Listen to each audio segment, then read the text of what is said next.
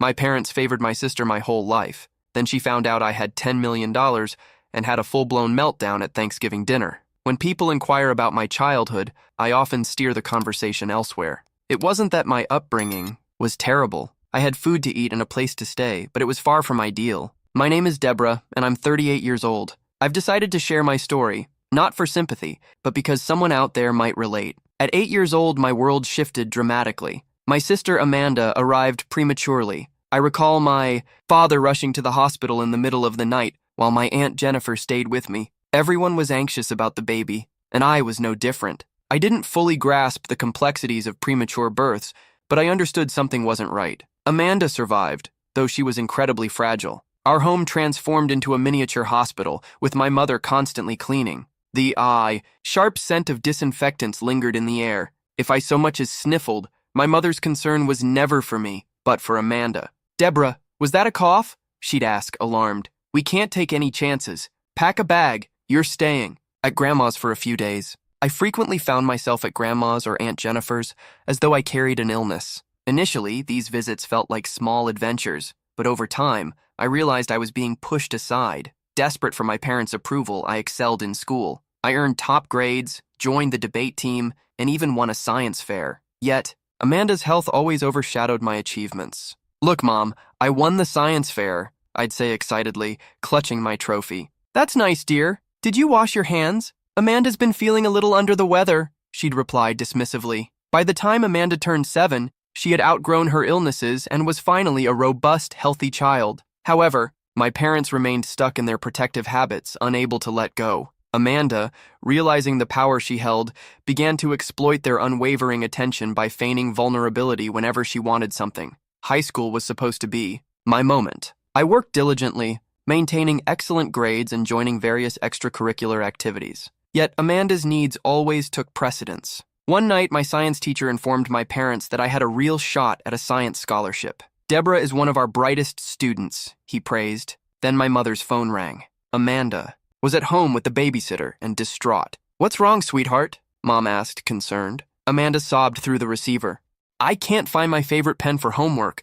The one Deborah gave me is awful." Just like that, the moment was gone. My parents rushed home, abandoning the conversation about my future, all to help Amanda locate a pen. After that, they stopped attending my school events entirely. "It's just easier this way," they reasoned. "Amanda gets upset when she feels left out. When I won the state debate championship, they didn't even display my trophy. Amanda doesn't like seeing other people's awards," my mother explained, tucking it away in a drawer. Getting accepted into college should have been a celebratory milestone. I had earned a full-ride scholarship to state covering both tuition and living expenses. I was thrilled until I stepped through the front door. At dinner, Amanda barely looked up before rolling her eyes and saying, "Finally, you can move out. I'm turning your room into my gaming setup. I want 3 monitors and a streaming rig." From that moment, I started counting down the days until college. Those years flew by. I spent as much time as possible on campus, treating home like a pit stop for occasional family dinners where Amanda monopolized the conversation with middle school drama. At 23, with my degree in hand, I landed a managerial role at Thompson & Company. The salary wasn't enough for luxury living or expensive sushi, but I had my own place, and that was enough for me. One day, while scrolling through social media, an ad caught my attention. "Learn how to make your money work for you." Normally, I'd skip past these things, but this time, I paused. The course had a fee, but I could afford it if I lived on cheap instant noodles for a while. That decision changed my life. The instructor, Matthew, made investing seem straightforward. I started small, putting a few $100s into tech stocks, then gradually increased my investments. I researched the market, studied risk management, and learned the ropes. My first big break came when I invested in a small AI company no one was talking about. A $375 investment skyrocketed to $30-50 in 3 months. Then, a biotech startup tripled my money. Before long, I was earning more from investing than from my actual job. The moment I realized I could walk away from corporate life is still vivid. Sitting at my desk, pretending to care about work, I checked my investment app. A stock had hit its target price. Running the numbers, I saw my investment income had tripled my salary. Right then and there, I drafted my resignation letter. Still, I kept up the habit of attending Saturday family dinners, maybe out of routine, maybe out of hope that something would be different. I'd sit there, eating my mom's mediocre chicken, listening to them discuss Amanda while my investments quietly made me money in the background. Deborah, you're still working at Thompson's, right? Mom would ask, barely interested in the response. Yep, same job, I'd reply, knowing they'd stop listening before I even finished speaking. It was easier that way. No need to explain that I had left 2 years ago and was now making more in a day than I once did in a month. Amanda was the focus of every meal. She had been accepted into Carleton University, an expensive private school. It's a huge cost, Mom would sigh, though her voice held nothing but pride. But Amanda deserves the best. We took out loans, but it's worth it for our little girl's future. Amanda, twirling her pasta, would casually add, My roommate has a Gucci backpack. Everyone there comes from such wealthy families. Her implication was clear. Our family didn't measure up. Then, one Saturday, I found Mom crying over a stack of bills.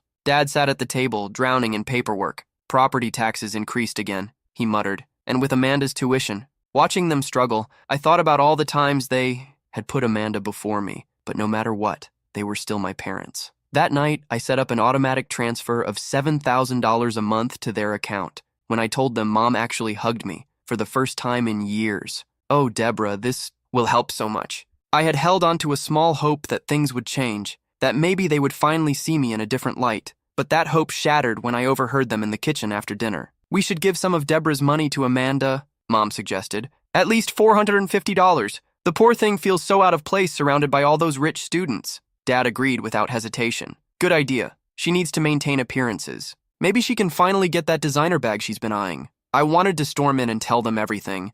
That I'd quit my job years ago, that my investments had made me wealthier than they could imagine, that if I wanted, I could buy. The entire store, they were so eager to help Amanda shop in, but I didn't. I just stood there, shaking my head as they plotted to funnel my money into Amanda's social status. By the time I turned 29, I was ready for something new. My investments had exceeded my wildest expectations, and I was done with renting. After months of searching, I found the perfect apartment, secure, with a stunning city view. It wasn't flashy, just well-built and spacious enough to feel like home. The best part? I could buy it outright. No mortgage, no debt, no financial strings attached. The day I got the keys, I stood in the empty living room, listening to my footsteps echo against the walls. This was mine. No one else had a claim on it. No loans, no approval from anyone but myself. When Mom called, as usual, to talk about Amanda, under the pretense of checking in on me, I casually mentioned that I was moving. Did you find a cheaper place to rent? She asked, distracted, papers rustling in the background. Just a different place, I replied vaguely. Better location. Well, don't spend too much on rent, honey.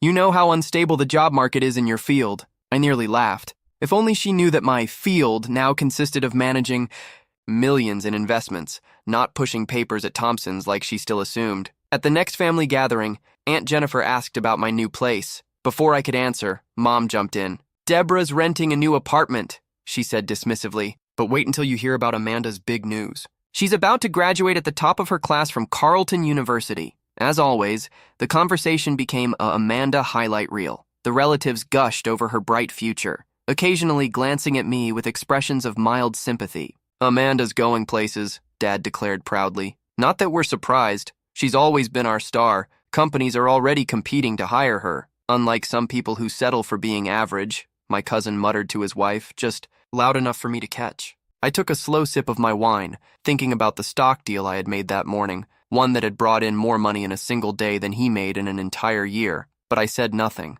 Let them believe what they wanted. Then came Amanda's graduation party. Mom and Dad went all out. Catered meals, elegant decorations, the whole spectacle. I couldn't help but notice that a significant chunk of the money I sent them had gone toward funding the celebration, but at this point, I was used to it. Amanda strutted around in her cap and gown like she had just cured cancer. She spotted me by the punch bowl and immediately made a beeline for me, gripping her diploma like a trophy. Look at this, Deborah, she said, shoving it in my face.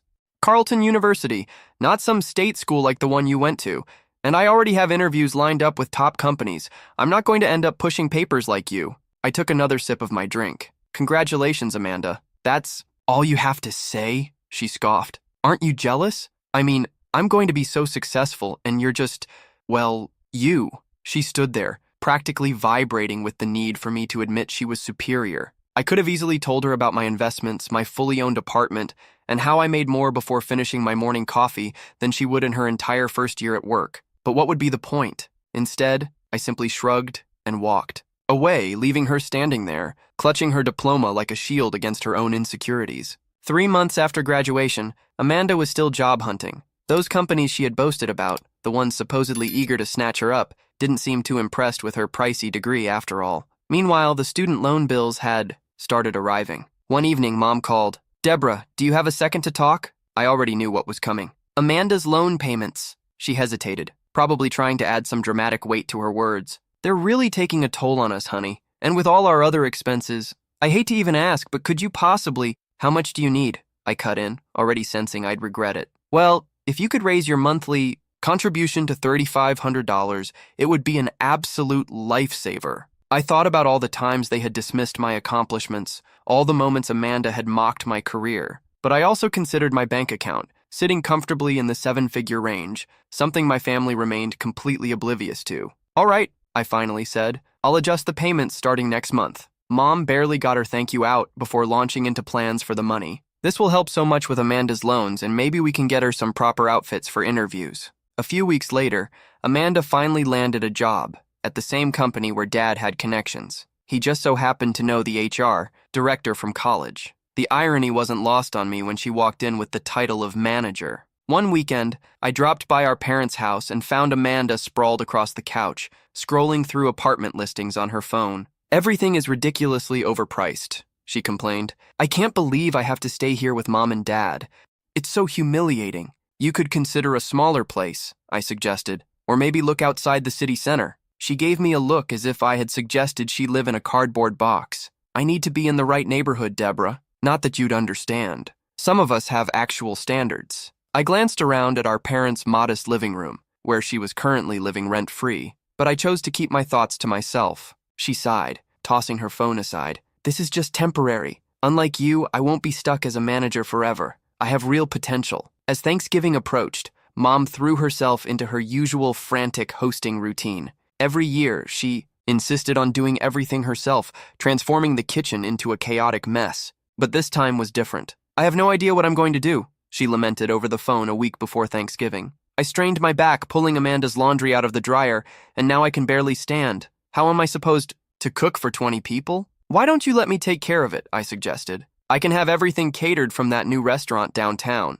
Mom's tone immediately brightened. "You're such a wonderful daughter. I don't know what we'd do without you." On our video call, I caught a glimpse of Amanda in the background, dramatically rolling her eyes. Even the smallest bit of praise directed at me was enough to ruin her mood. Thanksgiving Day arrived, unfolding like every other family gathering. The catered food showed up right on time, and I helped Mom set everything up while doing my best to ignore Amanda's ongoing comments about how store-bought stuffing could never measure up to homemade. I brought my laptop along since the Asian stock markets would open during dinner, and I had investments to monitor. I set it up in my old bedroom, left it running, and went to join my family. The food was excellent, far better than Mom's usual dry turkey. As everyone got comfortable with their plates, Mom couldn't resist bringing up her injured back. "I was so worried about how I'd manage all the cooking," she told the room full of aunts, uncles, and cousins.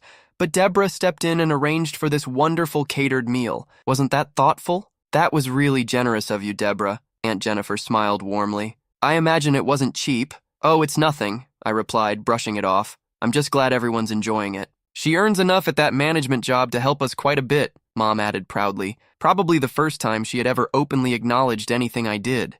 Across the table, Amanda's face darkened. Without warning, she shoved her chair back and stormed out of the room. I thought it was just one of her usual tantrums, but something felt different. When she returned, she was gripping my laptop, her smirk sending a cold wave of dread through me. "Let's find out just how well Deborah's really doing," she announced, her voice dripping with satisfaction. "Since she's so generous, she won't mind if I show everyone her bank balance. Time to expose what a fraud she actually is." I shot up from my seat. "Amanda, don't—" But it was too late. She had already turned the laptop around. My banking app, still open from earlier, was on full display. The room went utterly silent. Amanda's expression twisted as all the color drained from her face. Her hands trembled so violently I thought she might drop the laptop. "Amanda?" Mom's voice wavered with concern. "What is it? What does it say?" Amanda's voice came out in a whisper. $10 million. The silence was suffocating. I could hear the ticking of Mom's old wall clock, the hum of the refrigerator, and the faint clatter of my cousin's fork hitting his plate.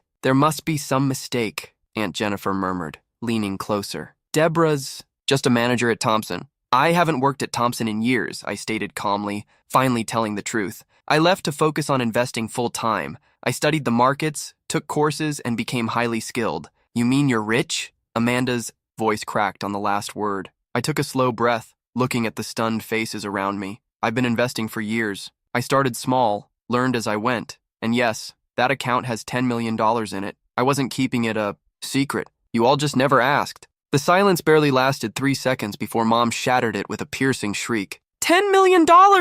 She jumped up, her face turning an alarming shade of red. You've had $10 million and you let us struggle? I stared at her in disbelief. Struggle? I send you $2,000 every single month. Her voice climbed to an ear-splitting pitch. Your sister has student loans. We have bills. How could you be so selfish? So unbelievably greedy. Dad's face twisted with fury. We raised you better than this, Deborah. You've been sitting on all this money while your own family suffers? Something inside me snapped. Years of being the overlooked one, the reliable but unimportant daughter, came crashing down all at once.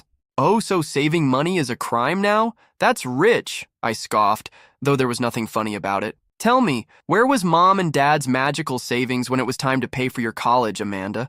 Oh, that's right, they never saved. A dime because they spent everything on you. But here's the kicker. They didn't pay for my education either. I earned a full scholarship while you racked up loans for your fancy private school. That's completely different, Mom snapped. Amanda wanted. Amanda. I cut her off, my voice rising. It's always been about Amanda. Well, here's a reality check. My money is mine. Every single dollar, I earned it. $3,500 a month is nothing to you, Mom shot back. You should be giving us at least $10,000. We're your parents. A sharp, bitter laugh escaped me. $10,000? What, so you can keep pampering your golden child? I turned to Amanda, who was inching away now. You wanted to expose me as a failure? How's that working out for you? The sister you mocked for being just a manager turned out to be the one who actually made something of herself. Tell me, Amanda, how does that feel? The entire family sat frozen, forks in midair, watching the disaster unfold like a chaotic tennis match. If you're so successful, Mom sneered, then you should be supporting your family. That's your duty. My duty? I stepped closer to Amanda and snatched my laptop from her shaking hands. No, my duty ended the moment you decided I didn't matter. You put everything into Amanda because she was the special one with the bright future. Well, go ahead. Let her and that bright future of hers take care of you. Aunt Jennifer tried to intervene. Maybe we should all take a breath, but it was too late. Mom and Dad were both yelling now, their voices merging into a deafening storm of anger, blame, and entitlement. Amanda had burst into tears, her go-to move when things didn't go her way. I didn't say another word. I just turned and walked out of the house I had once called home. As I reached my car, I could still hear my mother's furious voice screeching behind me. The messages started before I even made it back to my apartment. My phone buzzed nonstop, calls, texts, all from Mom, Dad, and Amanda. At first, they were furious, demanding. Then they shifted to guilt-tripping. I tried responding at first, thinking maybe, just maybe, they'd finally understand. But it was useless. They didn't want to understand. They wanted my money. Then Mom took it to social media. Her post was a masterpiece of manipulation. My heart is broken to discover that my eldest daughter has become wealthy while her family struggles. She refuses to help her sister with her student loans or support her aging parents. Money truly does change people. Please keep Deborah in your prayers so she remembers the meaning of family. The backlash came from all directions. Family friends I hadn't spoken to in years suddenly had strong opinions about me. How could she be so heartless? I always knew something was off about her. What kind of person abandons their own family? Mom eagerly engaged with every comment, responding with crying emojis and messages of gratitude for their support. The relatives who had actually witnessed the Thanksgiving chaos remained silent, but their silence did nothing to stop the flood of judgment. Strangers and distant acquaintances labeled me selfish, ungrateful, and cruel. That was the final straw. I opened my banking app and stared at the automatic transfers to my parents, $3,500 every single month, money they had dismissed as if it meant nothing. With a single tap, I canceled it. Then, I sent one last message to Mom. I've stopped. The payments. I'm done being your personal ATM. Don't contact me again. But they didn't understand. The calls escalated, flooding my phone at all hours. Amanda used different numbers to reach me when I blocked hers. Dad left endless voicemails droning on about my supposed obligation to family. Mom doubled down on her social media theatrics, twisting the narrative further. I blocked them all: phone, numbers, emails, every social media account they could use to reach me. But I knew they wouldn't stop there. So I took precautions. I called James, the front desk manager of my building. I need to put some names on the do not allow in list, I told him. I provided their full names, descriptions, and even showed him their pictures. He nodded, noting everything down. Sure enough, the very next day, James called. My parents and Amanda had shown up, trying to force their way in. They made a scene in the lobby, shouting threats and even claiming they'd call the police. That night, I sat down with my laptop and started browsing houses in other states. Maybe it was time for a fresh start, somewhere they couldn't find me. Some would call it running away. I call it setting boundaries. They had their chances, years of them. They could have supported me, acknowledged my hard work, treated me with the same love and respect they showered on Amanda. Instead, they belittled me, dismissed my success, and only came running when they wanted my money. Now that I've seen their true colors, I feel no guilt in cutting them off. As I scroll through listings in faraway cities, all I feel is relief. Sometimes, the healthiest thing you can do is walk away, even if it means walking away from family.